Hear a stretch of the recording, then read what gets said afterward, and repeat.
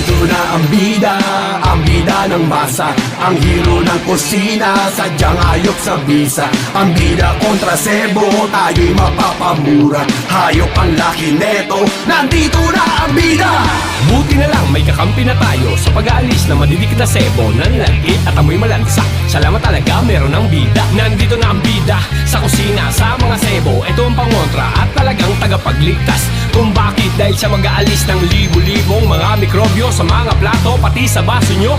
Huwag ka nang magugulat sapagkat ang hinahanap mo nandito ng lahat. Di mo lubos maisip na meron malasakit, talagang makakasulit dahil ubod ng tipid. Kailangan natin ng dishwashing na sadyang kayang-kaya mag-alis ng amoy na malansang. Di kaya tanggalin o alisin ng iba. Sa ating bida makakaasa ka, huwag ka na mag-alala, huwag ka na mangamba. Nandito na ang bida ng masa. Nandito na ang bida ng masa, ang hero ng kusina, sadyang ayok sa bisa. Ang bida kontra sebo, tayo'y mapapamura. Hayop ang laki neto, nandito na ang bida.